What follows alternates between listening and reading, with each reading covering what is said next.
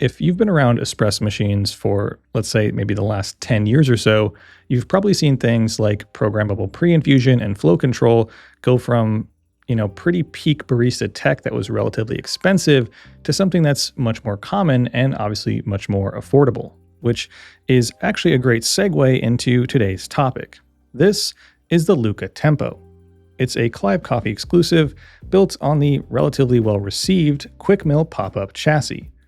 It's a feature-dense stainless steel single boiler espresso machine aimed at the upper entry market at a price that seems almost too good to be true.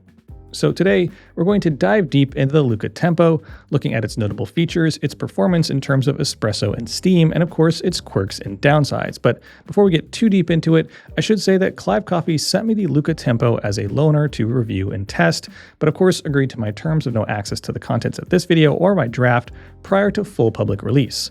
But with all that out of the way, we're going to dive right into it after a quick word from this video's sponsor. When it comes to brewing the best coffee, quality ingredients matter. And purely by the numbers, water makes up to 98% of what's in your cup, and it's absolutely vital to the long-term reliability of your equipment. So after months of testing and trials, I've landed on third wave water formulas for all of my brewing methods. Not only is it designed to not produce scale or cause corrosion, but there's an option for every palate. Third wave water offers a wide variety of mineral blends specifically designed to get the most out of your favorite roast level or brew type. So take control of arguably one of the most important variables for brewing quality coffee today, and head over to thirdwavewater.com/Sprometheus or use code Sprometheus at checkout to get 10% off your first purchase. Thanks to Third Wave Water for sponsoring this video. Now let's get back into it. Earlier in the video, when I called the Tempo feature dense, I wasn't joking. I think from inside and out and from top to bottom, it is pretty stacked with an impressive amount of bells and whistles. The most notable of which is the flow control paddle, which of course gives you pressure control throughout the shot, and the ability to really explore your coffee's potential. Still on the face of the machine, you've got a trio of buttons that control all the actions on the machine itself: espresso, steam, and hot water. Through the LCD screen, you can change a lot of settings, like the PID settings for both brewing and steaming. There's also an eco mode, and of course, another star of the show, programmable pre-infusion. Its settings give you 0 to 9 seconds, and this allows you to gain the benefits of low pressure saturation, like reducing channeling and more consistency, without having to take the manual approach with the paddle. Inside the machine sits a relatively small but capable 0.45 liter brass boiler that pulls fresh water directly from a side-loaded 1.8 liter BPA-free reservoir. The group of the machine itself is the commercial-sized 58 millimeter, and it's also saturated, meaning it's heated throughout with water from the boiler. And finally, the pressure in the machine is derived from a vibration pump, which is very commonly used in machines designed for home use. So now that we have all the on-paper highlights out of the way, let's talk about real-world performance. And I did previously mention it has a pretty small boiler, but there is a big benefit to that, and that is a fast heat-up. It takes only about 5 minutes to reach brewing temperature, and maybe about another 10 to make sure that everything's warmed up around the group and portafilter. And of course, since it's a small single boiler, that fast heat-up also applies to the steam as well. But when it comes to dropping back down to brewing temperatures after steaming, you can quickly do it by running the group or the wand.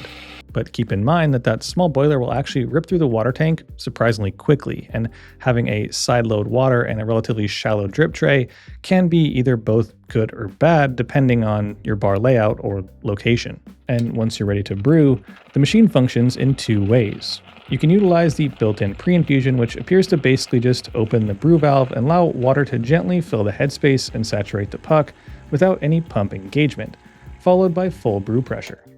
Or you can embark on the journey of self-discovery that is manual flow control.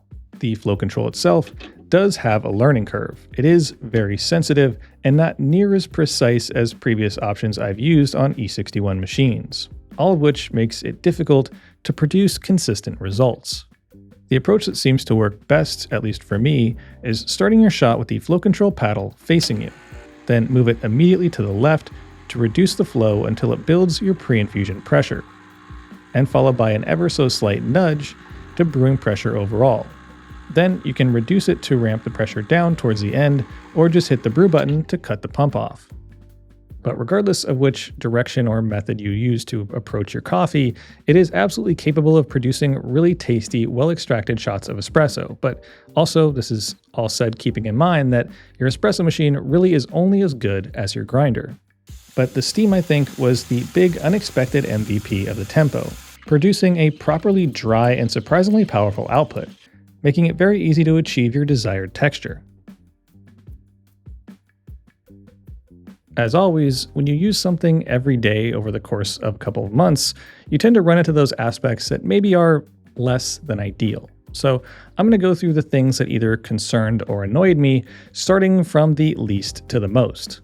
And if you've watched any of my reviews in the past, I'm going to again point out that the water tank is pretty open to its surroundings. And considering how dusty the equipment gets in just a few days, I can't help but imagine what's making its way into the tank. Another common issue in this single boiler home machine market is the clearance between the tray and the group. The machine itself comes standard with a spouted portafilter, but even with the optional bottomless, you'll need to run a pretty low profile scale and cup to even catch a glimpse of what's going on underneath. Also, even though the body and a lot of the components of the machine are made of stainless steel and brass, the overall feel of it is a little bit loose, a little flimsy. And there's a lot of creaking and flexing happening when you're locking in the portafilter. And lastly, I know I've mentioned this previously in the other section, but I have to say, because it's such a big selling point of the machine, the flow control left me wanting a bit more control.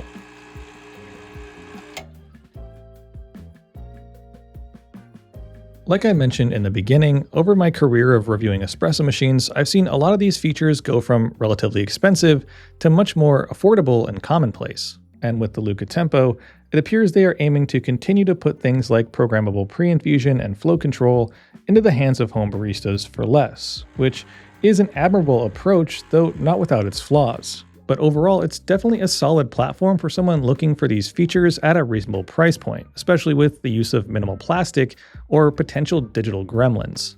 If you want a more precise flow control, I'd consider investing a bit more into an E61 style option, like an ECM Classica. If you don't need steam, the Lucca Solo is another solid option that I've reviewed, and if you really just want a good single boiler with an easily adjustable peak pressure, the Profitec Go is also a few $100s less. But on that note, I think it's time I start wrapping this one up, and as always, pass the conversation on to you. So what are your thoughts on the Lucca Tempo or its sister machine, the Quick Mill Pop-Up? Do you think it's a really solid deal based on the features and materials, or is there something else out there that meets similar needs at a similar price point? Drop your answers to those questions and any others you may have in the comment section down below. And as always, I'll see y'all in the next video. Thanks for watching, and if you enjoyed the video, don't forget to like, share, and subscribe. Hit that little bell button for notifications when new videos drop. Check out my Instagram at Sprometheus for more coffee content. Help support the channel by considering becoming a member for exclusive access. And as always, stay caffeinated. Pony Boy